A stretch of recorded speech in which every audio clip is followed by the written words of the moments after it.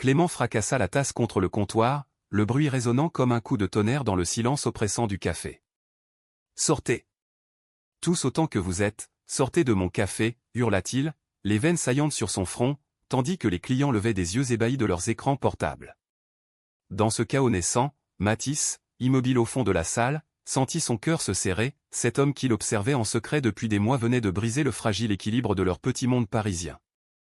Les gouttes de pluie tambourinaient contre la vitre embuée du Café des Ombres, niché dans une ruelle étroite du Marais, ce quartier parisien où les pavés luisants portaient encore l'empreinte des révolutions passées.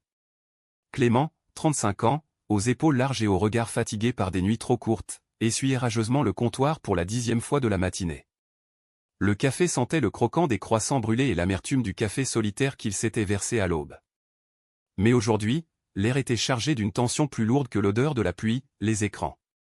Partout, des écrans. Des étudiants affalés sur les banquettes en velours usés, leurs ordinateurs portables ouverts comme des boucliers contre le monde réel. Des freelances en sweatshirt délavé, tapotant furieusement sur leur clavier, un unique espresso tiède devant eux depuis 3 heures. Et puis ces touristes, avec leurs accents exotiques, qui commandaient un thé, s'il vous plaît, pour s'approprier le Wi-Fi gratuit comme si c'était un droit inaliénable. Clément les haïssait. Pas eux, non les écrans. Ces vampires numériques qui suçaient la vie de son café, transformant son sanctuaire en une extension bon marché d'un bureau open space invisible. « Bonjour, un café noir, s'il vous plaît » murmura une voix douce depuis le seuil. Clément leva les yeux. Mathis. Toujours Mathis, avec son écharpe verte effilochée et ses cheveux châtains en bataille, comme s'il sortait d'un roman de Zola. 28 ans, un sourire timide qui creusait une fossette sur sa joue gauche, et un sac à dos bourré de carnets jaunis où il griffonnait des poèmes qu'il n'osait jamais lire à voix haute. Mathis venait ici tous les matins depuis 6 mois, commandant invariablement un café au lait et s'installant à la table du coin, près de la fenêtre qui donnait sur la cour intérieure. Il ne touchait presque pas à son ordinateur, à la place, il observait. Et Clément le savait. Il le sentait, comme une caresse invisible sur sa peau tannée par le labeur. Comme d'habitude, grogna Clément, versant le lait avec une précision mécanique. Mathis hocha la tête, ses yeux verts s'attardant un instant de trop sur les mains calleuses de l'aubergiste. Des mains qui avaient servi des milliers de tasses, caressé des amants oubliés, et maintenant, tremblaient de rage contenue. Oui, merci. Et désolé pour le bruit, hier soir. Les murs sont fins dans ce quartier. Clément ricana, un son amer qui résonna dans la tasse. Hier soir, les rires des clients s'étaient prolongés jusqu'à minuit, des influenceurs filmant leur routine matinale pour des milliers de followers invisibles. Le Wi-Fi, ce maudit fil invisible, avait transformé son café en scène de théâtre gratuit. Le bruit ? C'est le dernier de mes soucis. Ce qui me tue, c'est cette invasion numérique. Ils viennent, ils squattent, ils ne consomment rien. Et moi ? Je paie les factures pour leur divertissement. Mathis s'assit, dépliant son carnet avec une délicatesse presque rituelle. Peut-être que c'est plus que ça. Peut-être qu'il cherche un refuge, comme nous tous. Paris n'est pas tendre avec les âmes errantes. Sa voix était un murmure, chargé d'une mélancolie qui fit frissonner Clément. Errante. Oui, c'était le mot. Lui-même l'était, depuis la mort de son père 5 ans plus tôt, cet homme bourru qui avait légué ce café comme une malédiction enveloppée dans un tablier. Clément avait fui Lyon pour Paris, rêvant d'une vie plus grande, mais le Marais l'avait piégé dans ses filets de pierre et de souvenirs. La matinée s'étira en un lent supplice. Un couple de lesbiennes commanda 2 salades, mais passa l'heure à scroller Instagram, ignorant le monde autour d'elle. Un vieux monsieur, fidèle depuis des décennies, sirotait son pastis en lisant un journal papier, l'un des rares à respecter le rituel. Et Mathis, toujours là, plume en main, jetant des regards furtifs vers Clément qui rechargeait la machine à expresso. À midi, la salle était pleine, 12 clients, 3 consommations payantes. Clément sentit la bile monter. Assez. Il attendit que la pluie redouble, chassant les plus fainéants. Puis, d'un geste théâtral, il arracha le routeur du mur, le fil se déroulant comme une veine sectionnée. C'est fini. Plus de Wi-Fi ici. Si vous voulez du net, allez chez Starbucks. Chez moi, on boit, on parle, on vit. Les cris fusèrent. Une étudiante en larmes, mais j'ai une deadline. Un freelance furieux, c'est illégal, vous sabotagez mon business. Clément se dressa, immense, son tablier taché comme une armure. Illégal? C'est mon café, mes règles. Sortez, ou je vous vire moi-même. Mathis resta le dernier, son carnet fermé sur la table. Pourquoi maintenant, demanda-t-il doucement, alors que les autres fuyaient sous l'averse. Clément s'effondra sur un tabouret, la tête entre les mains. Parce que je suis fatigué, Mathis. Fatigué de faire semblant que tout va bien. Ce café. C'était le rêve de mon père. Un lieu de rencontre, pas un hotspot gratuit. Mathis posa une main sur son avant-bras, un contact électrique qui fit sursauter Clément. Et si c'était le début de quelque chose de mieux? Une révolution à la française, dans un petit café du Marais. Ce soir-là, le quartier bruissait de rumeurs. Les groupes WhatsApp des voisins s'enflammaient, le café des ombres a pété un câble. Des habitués déçus postaient des avis assassins sur Google, mais d'autres, les anciens, souriaient dans l'ombre. Clément ferma tard, balayant les débris imaginaires d'une vie numérique brisée. Et Mathis? Il rentra chez lui, dans son studio exigu du 3e étage, écrivant frénétiquement, dans le silence du câble coupé, un cœur bat plus fort. Les jours suivants furent un tourbillon. Le café se vida d'abord, un désert hanté par les fantômes des écrans éteints. Clément errait entre les tables vides, repensant à son enfance à Lyon, où son père lui apprenait à moudre les grains, un café, fiston, c'est une histoire. Pas un like. Mais Paris n'était pas Lyon. Ici, les histoires se vivaient en stories éphémères. Pourtant, lentement, le vent tourna.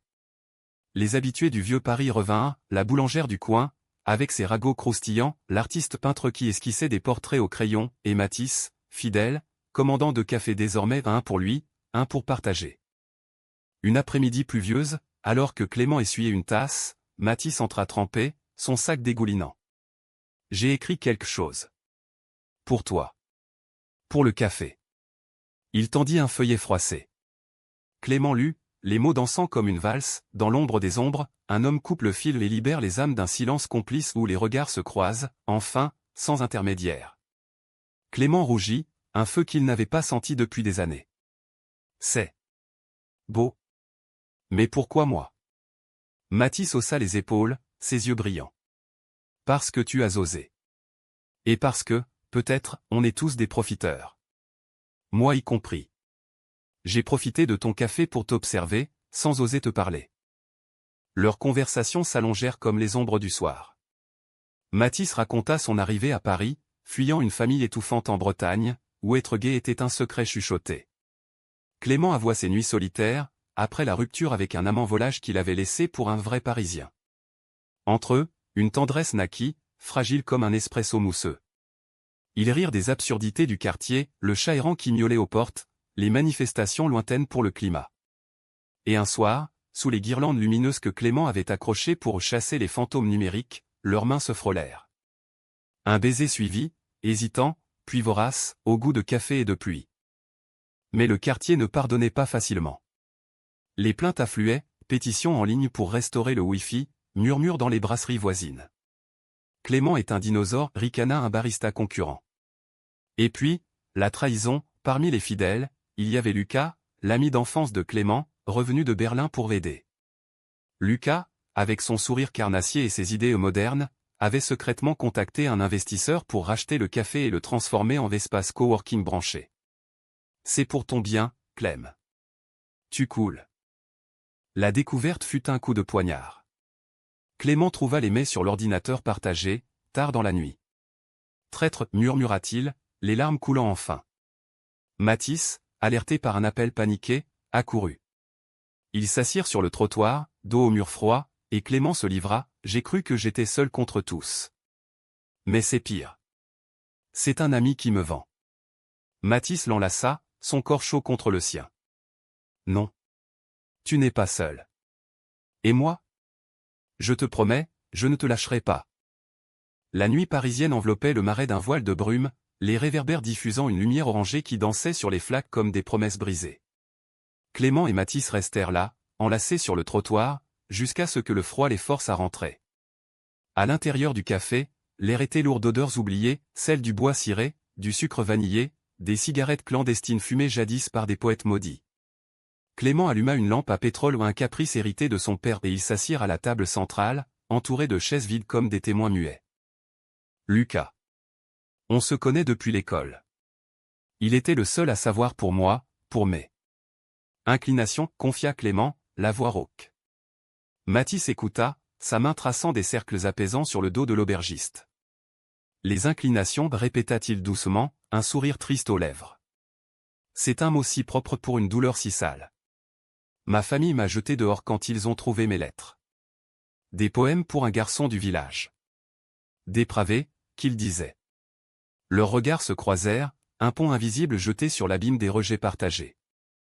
Pour la première fois, Clément parla de son ex, Antoine, ce graphiste aux yeux bleus qu'il avait ensorcelé lors d'une expo au Louvre. Il voulait que je vende le café, que je devienne quelqu'un. Mais moi, je suis ça, un cafetier, un homme des ombres. Mathis secoua la tête. Non. Tu es plus.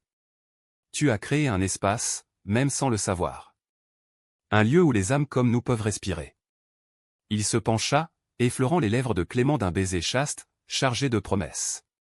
Ce soir-là, ils firent l'amour sur le canapé du bureau, lentement, avec la tendresse des hommes qui découvrent que le corps est un langage plus honnête que les mots. Les gémissements étouffés se mêlèrent au crépitement de la pluie, et pour un instant, le monde numérique sembla à des années-lumière. Le matin apporta la tempête. Lucas débarqua à l'ouverture, son costume impeccable contrastant avec le désordre du café. Clem, soyons raisonnables. J'ai un acheteur. 50 000 € cash. Tu pourras recommencer ailleurs, sans ce fardeau. Clément, les yeux rougis, serra les poings. Recommencer? C'est mon sang, ici. Mon père y est enterré, dans chaque brique. La dispute éclata, voix haussée, accusation volante. Tu es jaloux, Lucas. Jaloux de ma vie, de Mathis. Les mots échappèrent, révélant leur secret naissant. Lucas blêmit, puis ricana, ah, le petit poète? Un profiteur de plus. Tu coules pour un rêve gai, Clem. Pathétique. Mathis, arrivant pile à ce moment, entendit tout. Son visage se ferma comme une porte claquée. Il posa son carnet sur le comptoir et tourna les talons, sans un mot. Clément le rattrapa sous la pluie, l'attrapant par le bras. Attends. Ce n'est pas ce que tu crois. Lucas est un serpent, mais toi. Toi, tu es ma lumière. Mathis se dégagea, les larmes se mêlant à l'eau du ciel. Ta lumière? Ou ton alibi pour te cacher derrière ce café? J'ai fui ma famille pour ça, Clément, pour des hommes qui osent. Pas pour des drames de quartier. Il s'enfuit, laissant Clément seul, trempé, le cœur en lambeaux. Le quartier, ce traître gossipeur, s'embrasa. Les rumeurs coururent plus vite que la scène, Clément a un amant. Le café ferme par jalousie. Les anciens clients revinrent, non pour consommer, mais pour juger. La boulangère compatit, c'est l'amour, mon petit. Il brûle comme un four. Mais les jeunes, ceux des écrans, boycottèrent plus fort. Les recettes furent en piqué, Clément dut renvoyer son aide cuisinier, un gamin du coin qui pleura en partant. Seules les nuits avec Mathis quand il revenait, hésitant offraient un répit. Leurs étreintes devinrent fiévreuses, un mélange de passion et de désespoir. Reste, murmurait Clément, traçant des motifs sur la peau pâle de Mathis. Construisons quelque chose. Sans Wi-Fi, sans trahison. Mais les trahisons s'accumulaient. Mathis, hanté par ses propres démons, confia un soir, j'ai un éditeur qui veut mes poèmes. Mais il parle de toi, maintenant. Et si je publie, tout le quartier saura. Clément rit, amer. Qu'il sache. Peut-être que c'est le vrai Hook, un cafetier gai et son poète, contre le monde connecté. Pourtant, au fond, la peur rongeait. Paris, ville des Lumières, était aussi celle des ombres, où l'amour homosexuel fleurissait en secret, mais fanait sous les regards. Le point de rupture vint une semaine plus tard. Une manifestation spontanée s'organisa devant le café, une dizaine de freelances, pancartes à la main au Wi-Fi pour tous. Liberté numérique. Scandant des slogans qui sonnaient faux aux oreilles de Clément. Lucas, en coulisses, avait attisé le feu, contactant les médias locaux. Un journaliste du Figaro débarqua, micro en main, « Monsieur, est-ce vrai que votre décision est motivée par une querelle personnelle? Un coming out forcé? Clément, livide, claqua la porte au nez de l'homme. Mais le mal était fait. Mathis, lisant l'article en ligne chez un ami, sentit la rage monter. Forcé? Comme si notre amour était un scandale. Il fonça au café, confrontant Clément dans la pénombre. Tu m'as utilisé comme bouclier. Ton drame, c'est le café, pas nous, hurla Mathis, les joues en feu. Clément, acculé, explosa, et toi? Tes poèmes, c'est pour guérir tes blessures bretonnes, pas pour nous. Les mots blessèrent comme des éclats de verre. Mathis partit pour de bon cette fois, laissant un carnet ouvert sur une page déchirée, amour coupé net, comme un câble dans la nuit. Clément sombra. Il but seul, tard, des verres de Calva qui embuaient ses souvenirs. Le café devint un mausolée, table couverte de poussière, machine à expresso muette. Les voisins murmuraient, il va vendre. Pauvre Clément. Et Lucas revint, triomphant, accepte l'offre. Avant qu'il ne soit trop tard. Mais au fond de lui, Clément sentait une étincelle. Pas de rage, mais de clarté. L'amour, vrai, ne se connectait pas, il se vivait, nu, dans les silences. Un matin gris, alors que la pluie martelait les vitres, un groupe inattendu entra, les anciens du quartier. La vieille Madame Duval, avec ses tricots, le peintre, pinceau en main, même le chat errant, miaulant à la porte. On a besoin de toi, Clément, dit la boulangère. Pas de wifi, mais de nous. Ils s'assirent, commandèrent en chœur, et parlèrent. Vraiment parlèrent. Des vies, des peines, des joies. Et au milieu, Mathis apparut, trempé, un bouquet de roses fanées à la main. Je suis désolé. J'ai fui, encore. Mais. Lis ça. Il tendit un manuscrit, les ombres connectées, un recueil dédié au café, à eux. Leur réconciliation fut un feu d'artifice intérieur. Ils s'embrassèrent au comptoir, sous les applaudissements timides des anciens. On le sauve ensemble, murmura Mathis. Clément hocha la tête, les larmes aux yeux. Oui. Sans fil, mais avec des liens. Pourtant, le quartier grondait encore. Lucas, furieux d'être éconduit, lança une campagne sournoise, faux avis, rumeurs sur une fermeture imminente. Le conflit culmina lors d'une assemblée de quartier, dans la salle des fêtes voisines. Des dizaines de voix s'élevèrent, pour le Wi-Fi, contre, pour Clément, pour l'ancien temps. Mathis, courageux, prit la parole, ce café n'est pas un hotspot. C'est un cœur battant. Et l'amour, quel qu'il soit, a sa place ici. Les mots résonnèrent, touchant même les plus sceptiques. Lucas, isolé, quittera la salle, vaincu. Mais la vraie épreuve attendait. Une offre tentante arriva, une chaîne internationale voulait racheter, promettant gloire et Wi-Fi illimité. Clément hésita, la nuit, Mathis endormit à ses côtés. Vends, si tu veux, murmura ce dernier au réveil. Mais perds-tu, alors? Non. Clément refusa, signant à la place un partenariat avec les voisins, pain frais de la boulangerie, exposition du peintre, lecture de Mathis. Le café renaquit, hybride, pas de Wi-Fi gratuit, mais des soirées déconnexion où l'on partageait histoire et regards. Leur amour s'approfondit, ancré dans le quotidien. Des promenades le long de la Seine, mains dans les mains, défiant les regards curieux. Des nuits où Mathis lisait ses poèmes, nu sous les draps, et Clément riait, libre enfin. Tu m'as sauvé, dit-il un soir. Mathis secoua la tête. Non. On s'est trouvé. Dans le noir, sans signal. L'automne s'installa pour de bon dans le marais, les feuilles des platanes jaunissant comme des pages d'un vieux roman. Le café des ombres, rebaptisé en secret le cœur sans fil par Mathis, bourdonnait d'une vie nouvelle. Les tables, autrefois solitaires, se remplissaient de conversations vraies, des rires étouffés de couples naissants, des débats enflammés sur la politique, des confidences murmurées entre amis. Clément, revigoré, avait repeint les murs en un bleu profond, rappelant le ciel lyonnais de son enfance. Et partout, des touches de Mathis, des citations poétiques calligraphiées sur les ardoises, un coin lecture avec ses carnets en prêt. Leur relation fleurissait en public, discrète mais affirmée. Un baiser volé au comptoir, une main sur l'épaule lors des rushs. Le quartier, d'abord choqué, s'adoucit. Madame Duval tricotait des écharpes pour les amoureux, le chat errant baptisé Wi-Fi en ironie ronronnait à leurs pieds. Même les freelances revenaient, contraints, commandant des plats pour mériter leur place. C'est bon, ce retour aux sources, admit l'un d'eux, posant son laptop pour une discussion sur Proust. Mais sous cette quiétude, les ombres persistaient. Lucas n'avait pas disparu, il complotait depuis son appartement haussmannien, contactant des avocats pour des irrégularités fiscales du café. Il paiera, marmonna-t-il, aigri par l'échec de son plan. Et Matisse? Son manuscrit avançait, mais l'éditeur exigeait des révisions, atténuer les thèmes queer, pour le grand public. C'est de la censure, rajata-t-il un soir, froissant une page. Clément l'enlaça par derrière, chin posé sur son épaule. Écrit pour nous, pas pour eux. Paris a vu pire que des mots timides. Leur intimité s'enrichissait de ces tensions, devenant un refuge. Ils exploraient Paris comme des amants volés, une nuit au Moulin Rouge, non pour le spectacle, mais pour danser collés serrés dans la foule anonyme, un pique-nique sous la tour Eiffel, où Matisse composa un sonnet sur l'ombre phallique de la Dame de Fer. Tu me fais sentir vivant, confia Clément, ses doigts entrelacés dans ceux de Matisse. Comme si le café n'était plus une chaîne, mais un pont. Pourtant, le conflit couvait.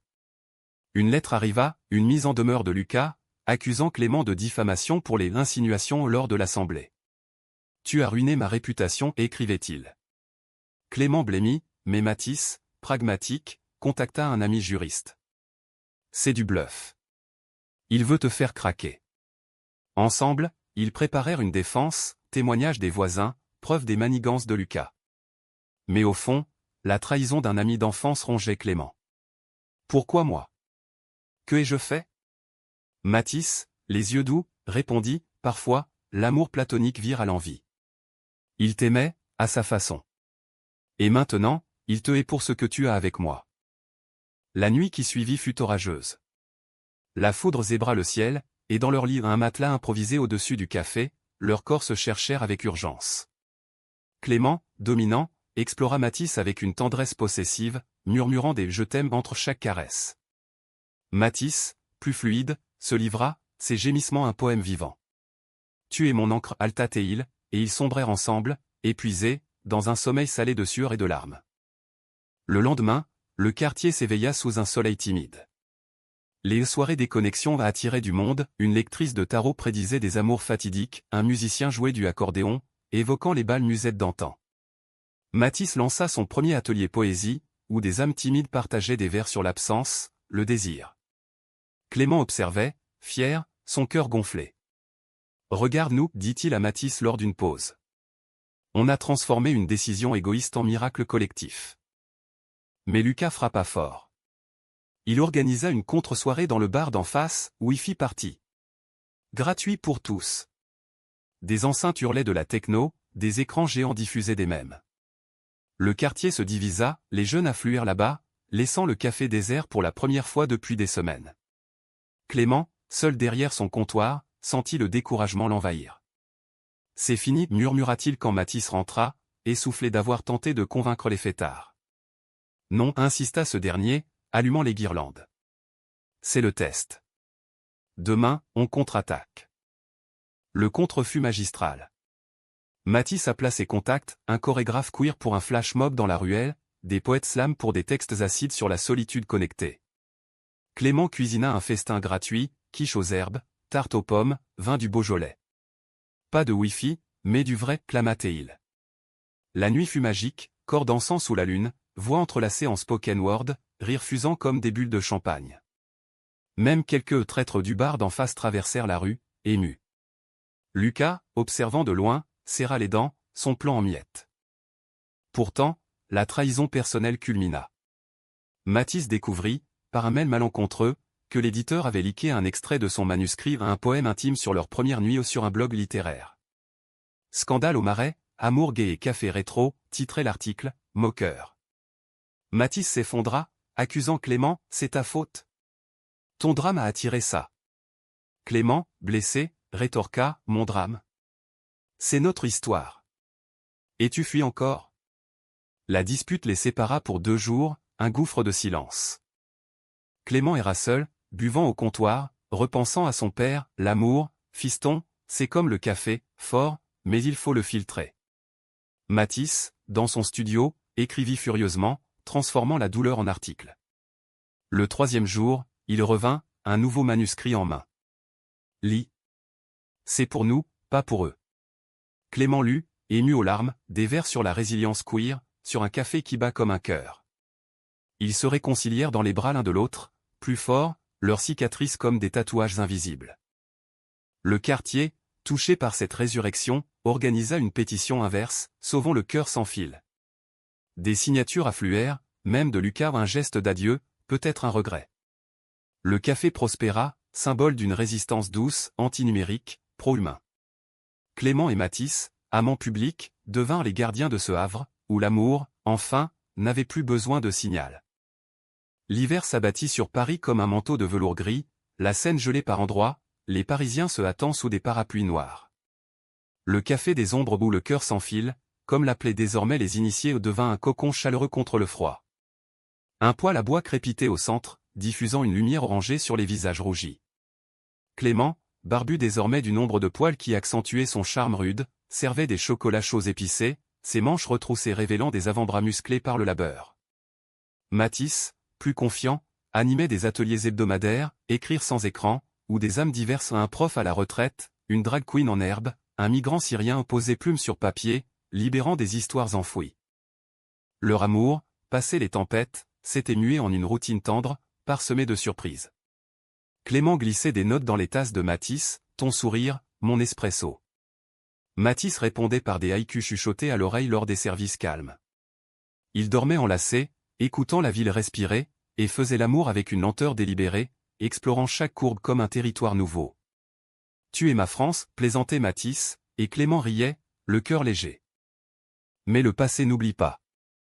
Lucas, relégué dans l'ombre, ourdit un dernier coup, il contacta l'URSSAF, exhumant d'anciennes dettes fiscales du père de Clément. Une saisie menaçait. Ses personnels, maintenant, avoua-t-il lors d'une confrontation finale, dans le café désert. Ses yeux, rougis par l'alcool, trahissaient une douleur plus profonde. Tu m'as laissé tomber, Clem. Pour Paris, pour lui. Clément, calme, posa une main sur son épaule. Non, Lucas. C'est toi qui m'as trahi. Mais je te pardonne. Va, et trouve ta paix. La nouvelle de la saisie se répandit comme une traînée de poudre. Le quartier paniqua, collecte de fonds improvisés, article dans le monde local sur le café symbole de la résistance queer. Matisse, galvanisé, lança une campagne poétique, des vers calligraphiés sur des pétitions, distribuées dans les métros. Un amour, un quartier, un combat, titrait-il. Clément, ému, organisa une nuit solidaire, musique live, témoignage d'amour hétéro, homo, fluide sous les étoiles. Des centaines vinrent, transformant la ruelle en scène vivante. Un jeune couple, inspiré, s'embrassa publiquement pour la première fois, une vieille lesbienne raconta ses luttes des années 70. L'air vibrait d'humanité. Au milieu de cela, le chaos personnel éclata. Matisse, stressé par les deadlines de son livre, confia un secret, j'ai un ex qui m'harcèle. Des messages, depuis la Bretagne. Il sait pour nous, et il menace de tout balancer à ma famille. Clément, protecteur, serra les dents. On affronte ensemble. Mais la nuit, seul, il craqua, doutant, suis-je assez fort pour lui? Le lendemain, l'ex débarqua un homme sec, aux yeux fous bloquant la porte du café. Matisse est à moi. Ton petit drame gai ne change rien. La scène tourna au drame, cris, poussés, le quartier accourant. Clément s'interposa, son corps un rempart. Laissez-le. L'amour n'est pas une possession. Une bagarre s'ensuivit, brève mais violente, un œil au beurre noir pour l'intrus, un bleu pour Clément. La police intervint, emmenant l'ex-menotté. Matisse, tremblant, se jeta dans les bras de Clément, tu m'as sauvé. Encore. Leur baiser, sous les flashs des curieux, fut un manifeste, vulnérable, victorieux. La saisie fut évitée in extremis, grâce à une vague de dons anonymes dont un chèque généreux d'un ancien client, un producteur touché par l'histoire. Lucas, témoin de la nuit solidaire, envoya une lettre, je pars à Berlin. Pardonne-moi. Tu mérites ce bonheur. La trahison se muait en leçon, humaine, imparfaite. Leur relation, trempée par ces épreuves, émergea plus profonde. Ils parlèrent de l'avenir, un voyage en Bretagne pour Matisse, pour affronter sa famille, un week-end à Lyon pour Clément, pour honorer son père. On est un duo, maintenant, dit Mathis, tatouant discrètement un petit cœur sur l'avant-bras de Clément. Les nuits devinrent des sanctuaires, corps entremêlés, confessions susurrées, rires dans l'obscurité.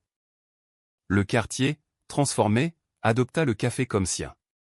Des partenariats fleurirent, un food truck voisin pour des brunchs partagés, des ateliers yoga sans phone. Paris, indifférente en surface, murmura leur légende, les amants du sans-fil.